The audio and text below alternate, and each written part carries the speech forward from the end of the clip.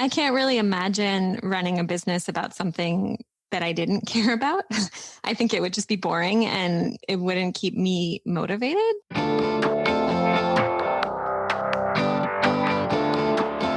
Hey, my name is Felix Tia, and I'm the host of Shopify Masters, a weekly podcast powered by Shopify, the easiest way to sell online, in person, and anywhere in between. Each week, we invite entrepreneurs like you to share what they've learned growing successful e-commerce businesses. In this episode, you'll learn the pros and cons of turning a hobby into a business, the most important skill sets to learn when you're transitioning from a passion project into a business, and the best way to drum up demand for your product when you're building a pre-launch list.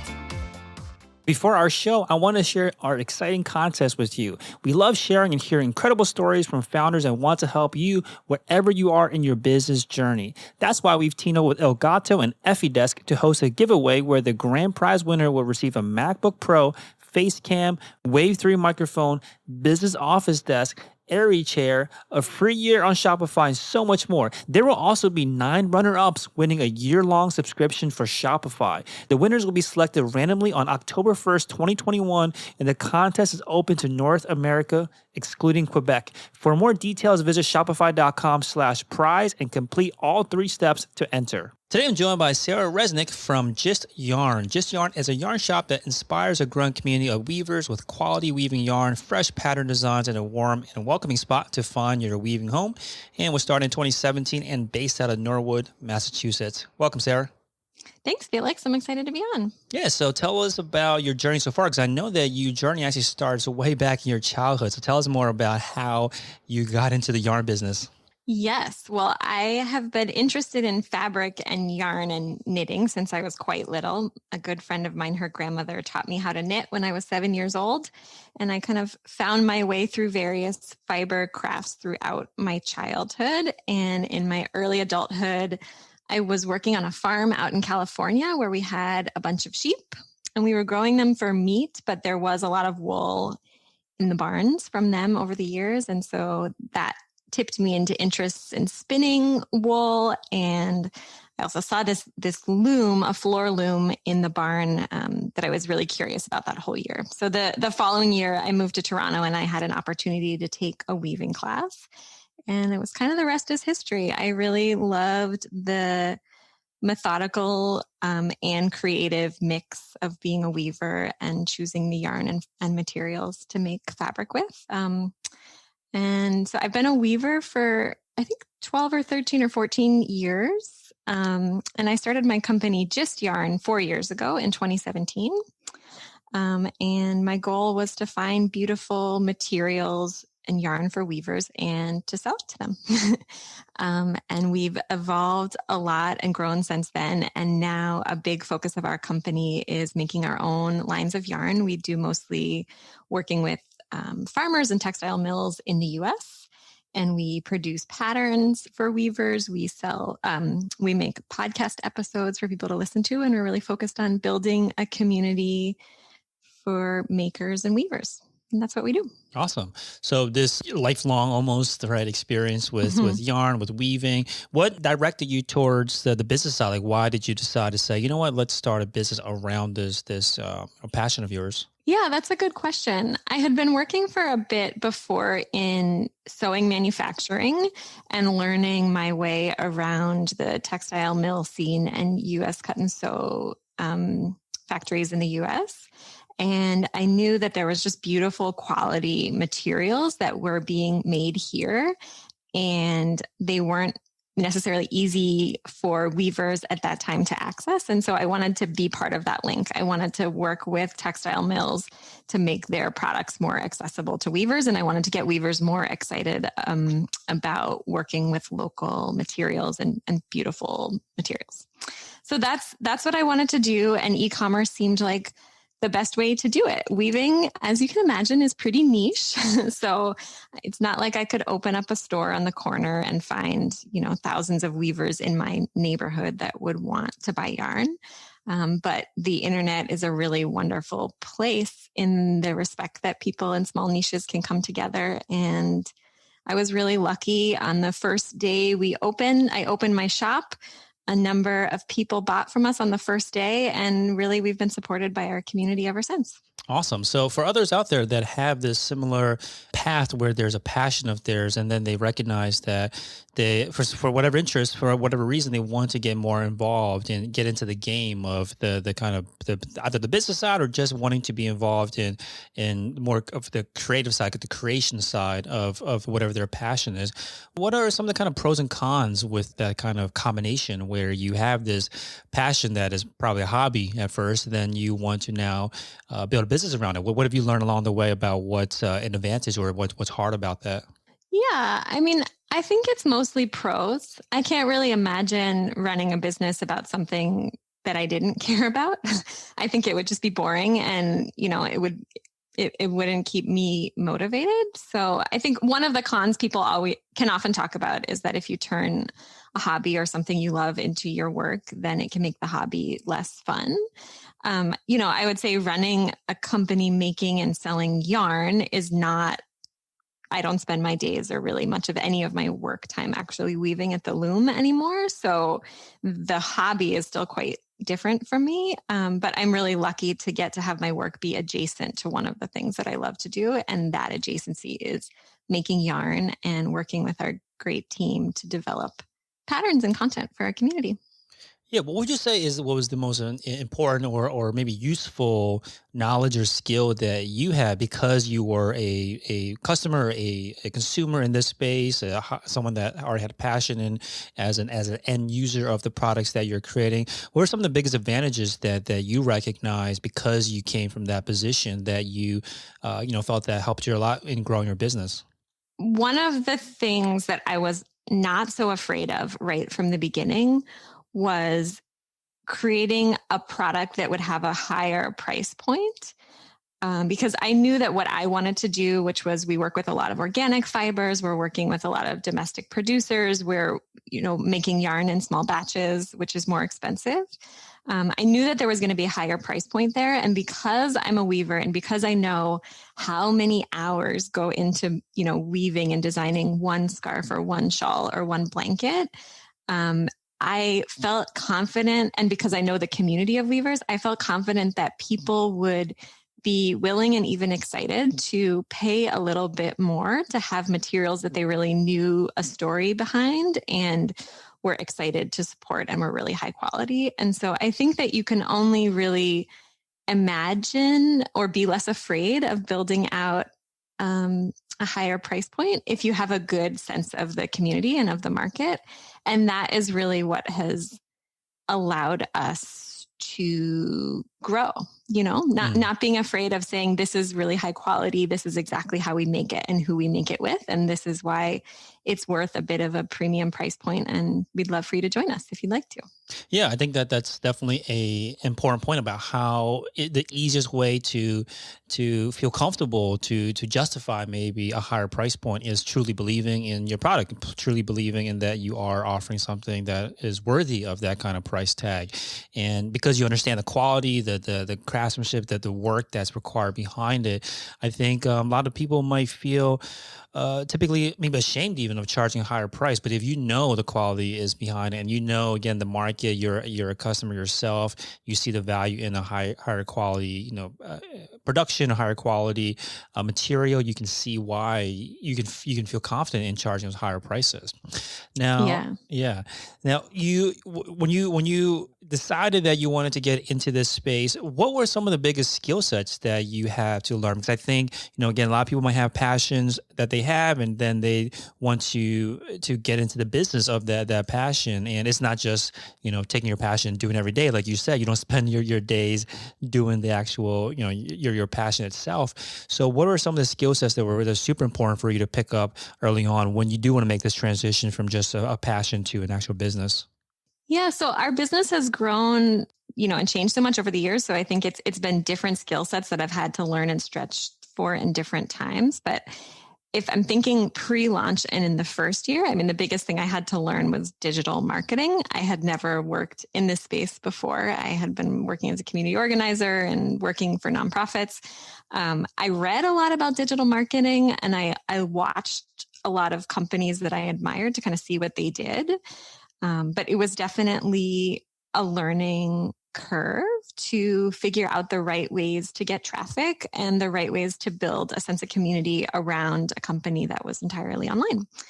And I think one of the things that I did off the bat and that we still work really hard to do is be really clear about who we are and the size that we are. So when it was now we're a team of 5 people, but when it was just me, I used mostly the first person in our marketing because it was just me writing everything.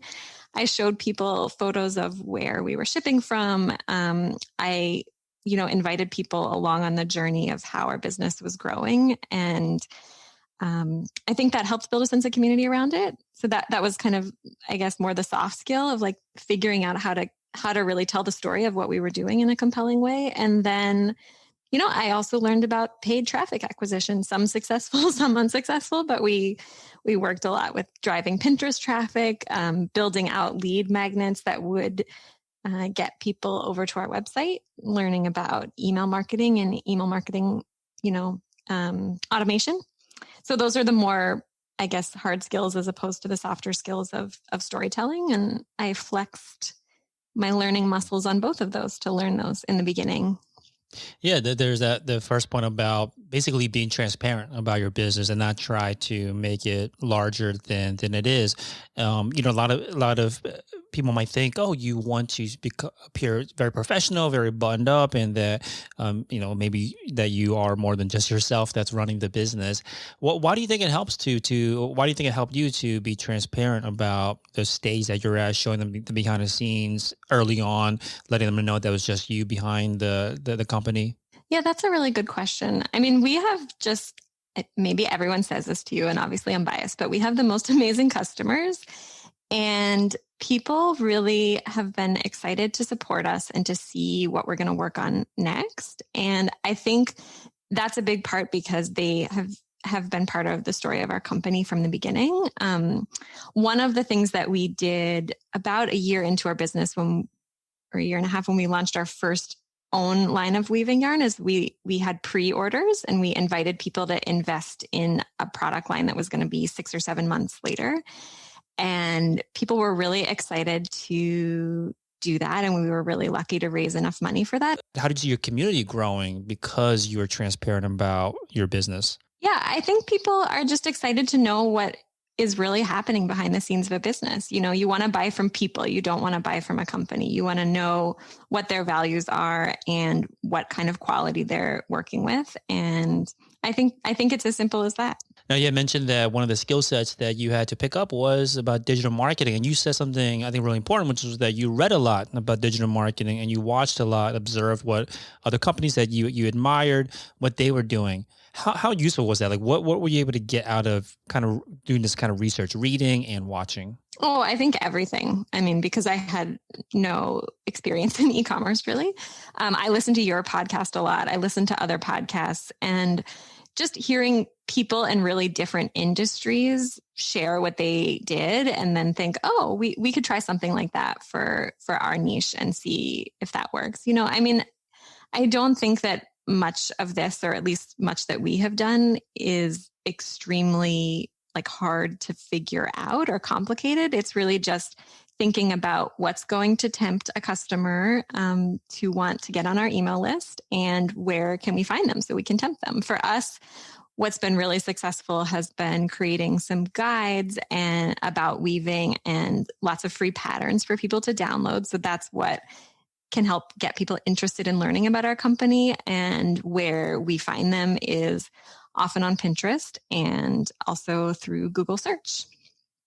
Yeah, so that's I think a great point about a couple good points. I want to talk about the first one that you mentioned, which was about listening to what worked for people in different industries. I think the most immediate kind of instinctual approach towards starting business is just looking at, or maybe even copying, what another company in your space is doing. But you're saying that it was also beneficial to look outside your industry. Do you have any examples you can think of that you found from another industry, you heard about another company in different industry, a different category, that you tried out in yours and that worked?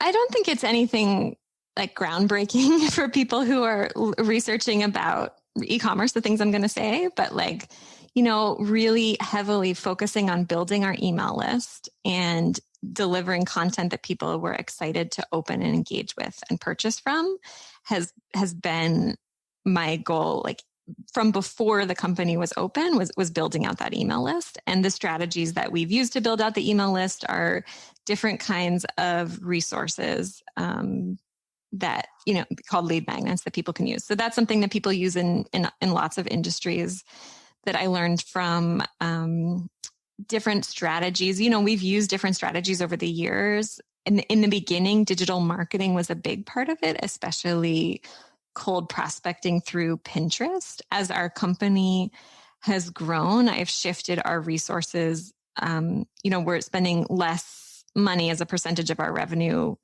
to like Facebook and Pinterest and the big tech companies, and more towards our own team and other designers and to create content. And we're basically using content to power our growth. I'd always rather hire someone great to weave a pattern than, give money to the big advertising platform. So as much as possible, we're trying to use our content to grow now. I think it's really, there's different phases of a business and you can leverage growth in different ways. Yeah. So one of the things you mentioned that worked very early on, and I also think that's very accessible to anyone that's just starting a business, is this idea of these lead magnets. And I think you mentioned almost like two types, right? One, you said patterns. So you're actually shipping out or giving out free, like basically free products. And then also you mentioned like guides, which I'm assuming is like a digital guide that, doesn't cost you any money other than the first time that you had to make it. Can you talk to us about these two different strategies of lead magnets and how they worked? Yeah. So for our community, we sell to weavers, and a weaving pattern is a digital download that shows photos of something you can make and gives you instructions for how to make it. And then we sell, of course, the yarn to make it with. So we have published many dozens of patterns over the years, and some of those are free and some of those are paid. And free patterns are a big part of what brings people to our site and helps them learn about us and trust us before they move on to purchasing from us. So that's one kind. And then the other thing that you mentioned is a guide. So helping people figure out what kind of weaving equipment they want to start with, or helping people figure out, what else do we have? Just like learning the technical names of different sizes of weaving yarn. Yeah, basically we're working to demystify this hobby and craft and art and welcome as many people in as want to. Yeah. Now, the interesting thing when I hear you talk about these lead magnets was that it kind of sets them up for buying, right? These kind of the guides to teach them how to weave these patterns, and then you're selling the products to help them for them to use those patterns. Now, how did you come up with that kind of strategy about what would make a good lead magnet? Like, what's your strategy these days to continually churn out content that is going to attract your customers? Well, our customers tell us what they want to hear. Luckily, they're in contact with us all the time. They ask us questions about weaving, so technical questions that helps us figure out things to answer. So we hear from our customers, and we also work with some really great writers who are weavers and also writers and teachers, and they guest write blogs for our website and do a really good job of explaining different weaving techniques. So yeah, it's kind of a mix of the really good ideas that they come up with and the questions that we see coming up again and again through our customer service channels that we use for our blog. Yeah. So talk to us about how this works, like logistically. Once you have an idea for a lead magnet, like talk to us about the production of that lead magnet all the way to the point of how do they get it? How do they get into your community to get the lead magnet? Talk to us about that process. Okay. This is one of the things where being a member of your own niche is really helpful. So I would think about, at that point I had learned to weave like 7 or 8 years earlier. And so I thought about what would have been most helpful for me to know and the biggest questions I had. And I wrote up some guides. And then how do we promote I promoted those through Pinterest. I think I mentioned a couple times Pinterest. That's been, in the past, at least, really good for our niche. And I would run promoted pin campaigns, trying to get people to click into the website. And when they would click in, they could download the guide for free. And then we would email them in the future if they wanted to be on our email list. So that is what we did then. And it's totally possible, even if you're just starting out, to do all by yourself. That's what we did. And now, as our team has grown, our creative director and our e-commerce strategist think through a lot of topics with some of the writers and weavers we work with, and they publish. But again, I would say at this point, it's less about, it's really just about answering the questions that our customers have, and then the other benefits to our website traffic kind of arise from that. Now, when you were process of building this email list, was that before you launched the business? Like before you even had any products to sell? Were you trying to build that email list at that point? Yeah, I think that's one of the biggest pieces of advice I would give to somebody starting out, is to start before you start. And I think I built an Instagram account and a MailChimp, like a free MailChimp account, before I started, and had the newsletter sign up in that Instagram profile, and just started sharing with people what we were going to be doing and what I was going to be doing and what was coming, and commenting and engaging with other people in the weaving community. And that happened for about 6 months. And I can't remember the exact numbers, but I think we had an email list of a couple hundred. I had an email list of a couple hundred people by the time we launched. And as I said, we had a really successful first day. And anybody who's opened a store knows that first, those first moments of wondering if everything you've been working on is going to come to something, or if you're really making something people want or not. It's really can be so validating to have that list up front, and to have people buy in on the first day, keep you moving along. Hey, real quick, if you're enjoying the show, please leave us a review on iTunes to let us know what you think or what you'd like to hear more of. Now, let's get back to the interview. Yeah, now I want to talk about like what that looks like today when people get on your email list. But when you were just getting started for the first time, building that list, gearing for a launch, tell us about that. Like, what do you have to do during a launch? Let's say that you do build an email list of hundreds, maybe even 1,000 or more before you launch your business. Like, what should go into launching your business if you have a list like that? I think just telling the story of what you're up to and trying to find the people that are interested in and being a part of it. I don't think it's really more complicated than that. At least it wasn't for what we were working on. I shared photos of the yarn that I was sourcing. I shared stories of where it was sourcing from and photos of me weaving with it. And I asked people to support and join if they wanted something like this to exist. And they did. What kind of content goes out these days do you find that has been the most helpful in driving traffic back to the website, or even ultimately making purchases? It's really the pattern. So we are lucky to just be working with a really great bunch of weaving pattern designers this year. And we have some pattern designers internally on our team and some externally that we hire as contractors. And they put together beautiful projects that inspire people to want to weave with our yarn. And that is really one of the big things that keeps our sales engine moving. Yeah, I definitely want to talk about the shift from the early days where you were spending more on kind of paid acquisition to now transitioning to content marketing and investing more in your content production. But let's talk about the early days when you had this Pinterest strategy. And if your audience or your customers are on Pinterest, it sounded like it worked really well for you. Was that, I know you've shifted since then, but like, was that a strategy that you would go back and do again if you were to start from scratch? Yeah, I mean, that's a little bit hard to answer because these digital platforms change so quickly. And to be perfectly upfront, like we're not able to get the same results at the same price on Pinterest that we were 4 years ago. It's just a lot more expensive than it used to be. And that changes the calculation of how to reach people. So I think like if I were going to do it again 4 years ago in the same landscape, yeah, it worked well and I would do it again. If I were launching a company now, and if that's what people listening to this are thinking about, it's really about trying things. Like I also tried Facebook a lot and couldn't make that work affordably. I also, did a lot of just like networking with people that was successful. Am I saying that you should go to Pinterest right now? Maybe, maybe not. Depends on your niche and whether that works for you. But just keep trying until something works well and then keep running that through as long as it works, basically.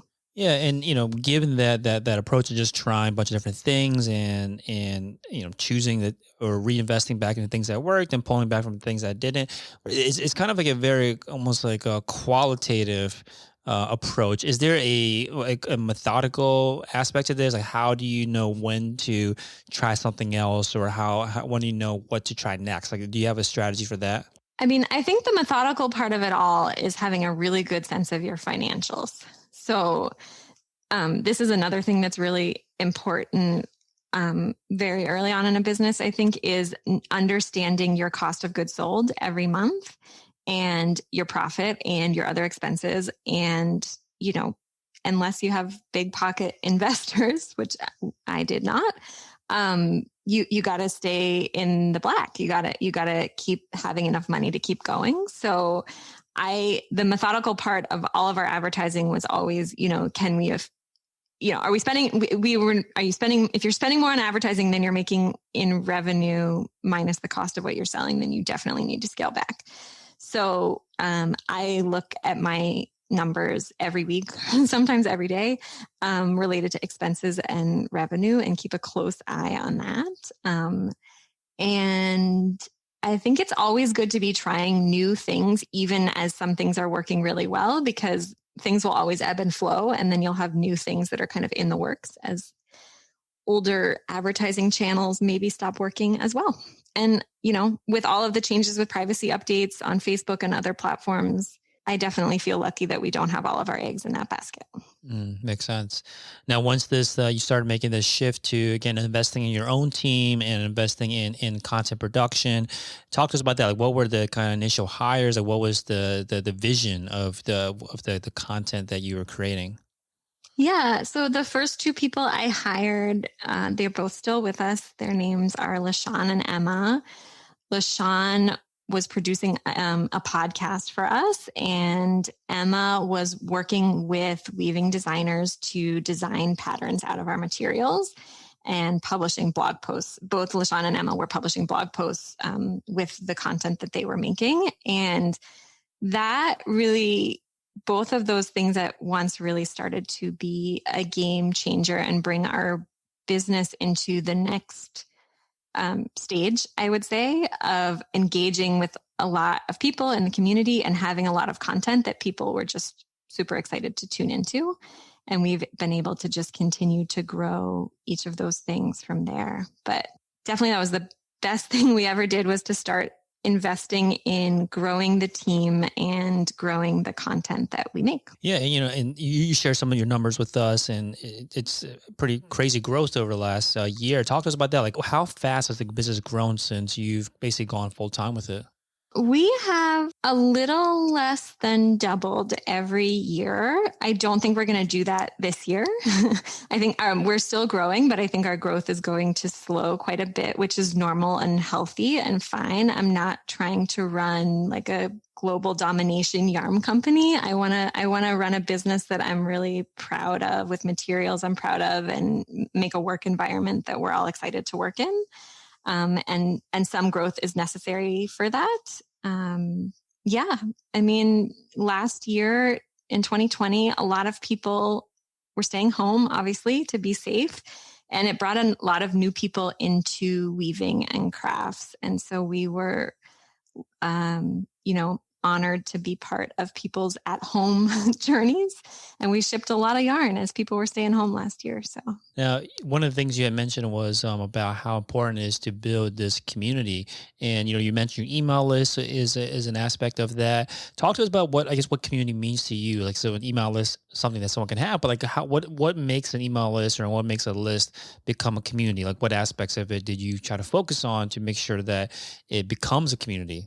that's a really good question, because that's definitely a word that's thrown around a lot. And there's different layers of the community. I think part of being a community is, in what we do, is being in contact with a number of people who are teaching this craft of weaving, being in touch with a number of the mills and vendors who are making yarn for this community, weavers who are designing for it. So there's different ways, and some of them are jobs and some of them are hobbies that people engage with this. And so it's just being part of those conversations and having real honest and growing relationships with lots of people.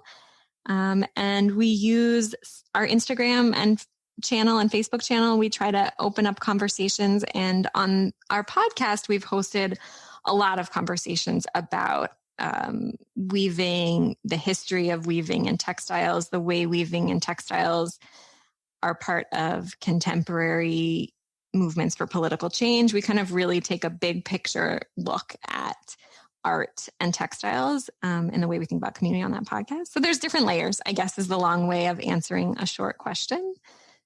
That's how we think about it. Awesome. And one of the biggest advantages that you have is around having in this community, having this list is how you do the pre-orders. So talk to us about that. What is your kind of pre-order strategy, and how does having that community, having that email list help with all of that? Yeah. So when we started out, we were just buying yarn that other people were making and selling it at wholesale prices and then selling it at retail. And about a year and a half into it, we decided to launch our first line of in-house weaving yarn. And that is just a much bigger financial commitment. You know, I went from ordering 50 to 100 pounds of yarn to looking at needing to order 2,000 pounds of yarn. And so there's obviously much bigger associated costs for that and costs for storing all of that yarn. And so I knew that I wanted to do this. I knew that I had a strong hunch that our customers would love it. And I also knew that I did not have the cash to pay that upfront. So the options were to not make a big leap like that, or to put it on a credit card maybe, or maybe try to find a bank that would loan us money. But that was probably not going to happen 1 year into our business. Or to try to get our customers to invest in us. And so that is what we decided to do. And we shared about this first line of yarn we were making and what was in it and the colors we were planning to make. And we asked if people would be willing to pre-order it and help get this new line of yarn off the ground. And I was just blown away by the support that our community gave us. And we raised enough money to fully fund the milling of that first batch of yarn. And that really got us going. And since then, as we've launched new lines of yarn, we've used that pre-order model again. And anybody who is running, like a rapidly growing inventory-based business knows that getting ahead of cash for new product lines that have a significant investment, like it can just be so hard to catch up and have the cash flow that you need to launch something new that's expensive. And pre-orders have let us do that. Basically, it's our customers investing in us and getting yarn back.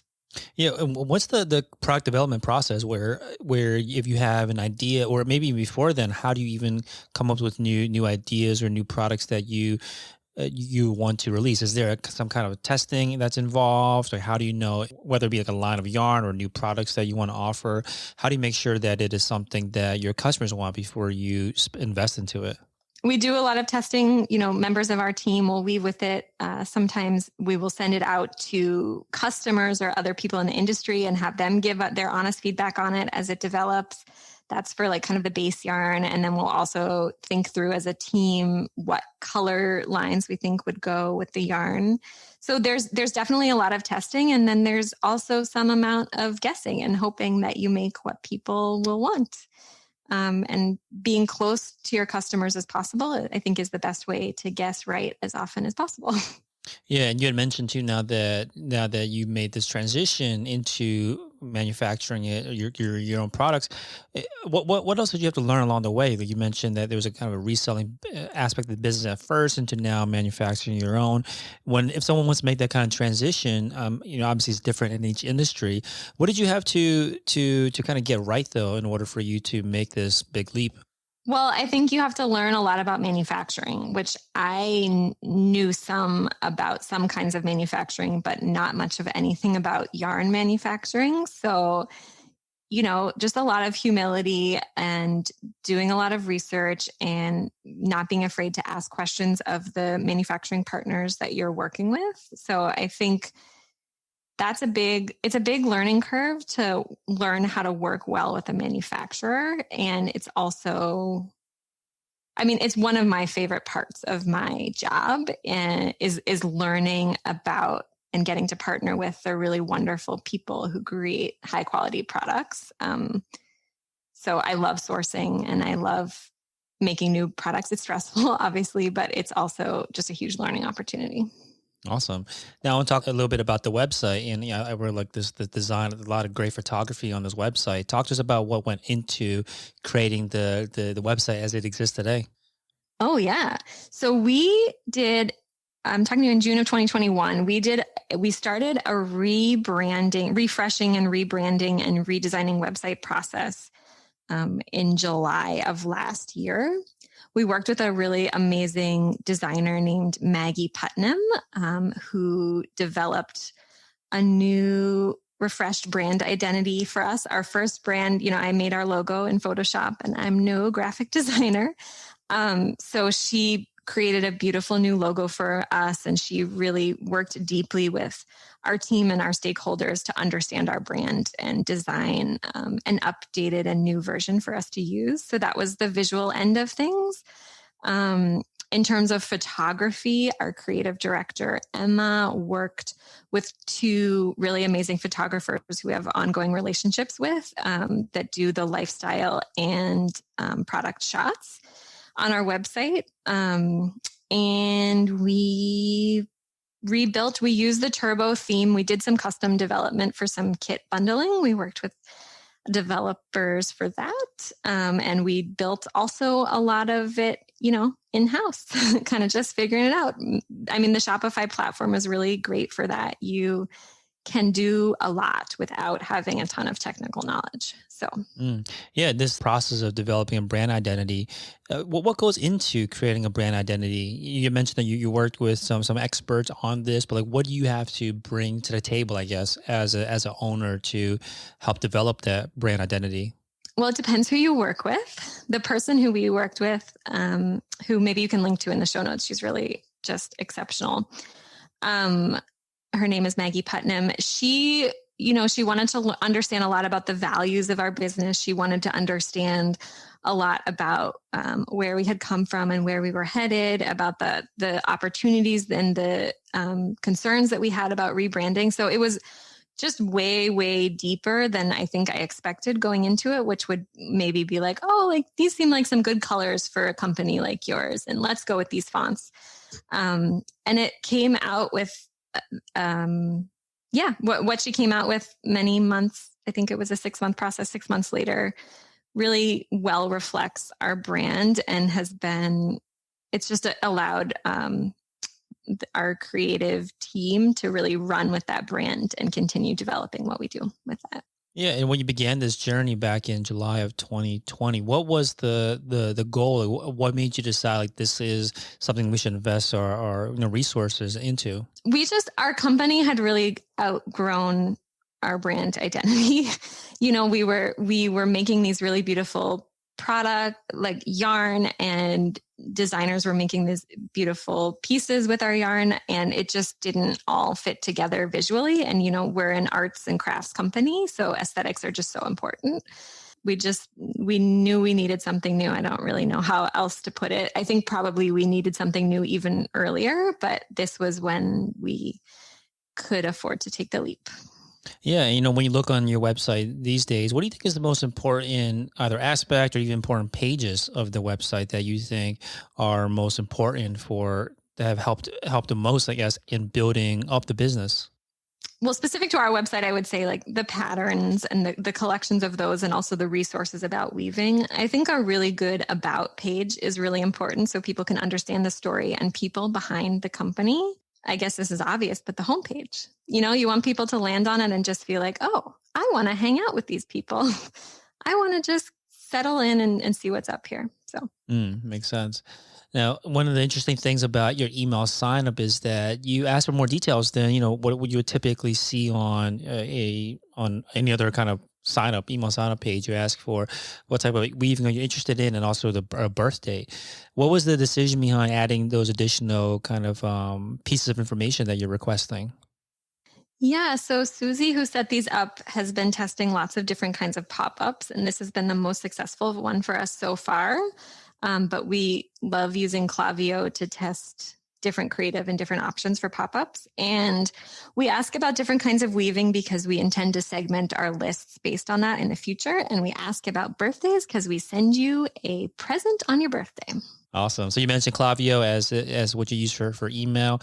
Any other apps that you use or that you rely on that you recommend for other people to check out? Yeah, this is kind of specific to our site, but we use I think it's called Boost Product Filter and Search. And if you have a large catalog and you want to have people be able to sort it by drop-down menus, we love that app. And it also has a really good search component as well. What other apps? I mean, like most stores, we use too many apps, but chat is a good one. We like talking with our customers. Awesome. Yeah. So the website is gistyarn, GISTYARN.com.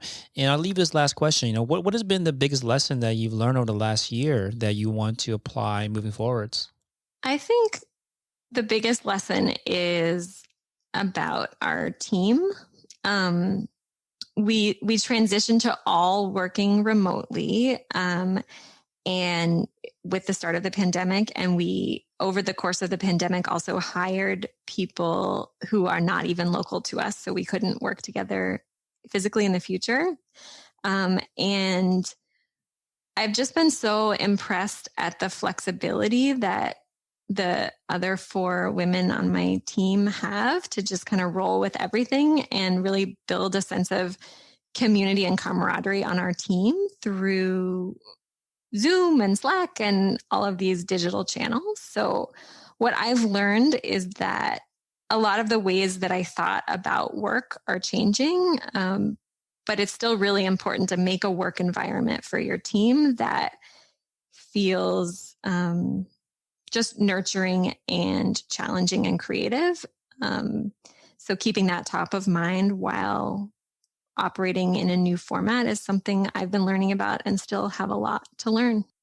Awesome. So again, gistyarn.com is a website. You also have a podcast for all of our podcast listeners out there called Weave. Real quick, what is it? What is it about? We interview artists and mill owners and farmers and all sorts of people that relate to weaving and textiles and talk about the threads that bind us together. Awesome. Thank you so much for coming on and sharing your experience, Sarah. Thank you, Felix. It was great talking to you. Thanks for tuning in to another episode of Shopify Masters, the e-commerce podcast for ambitious entrepreneurs powered by Shopify.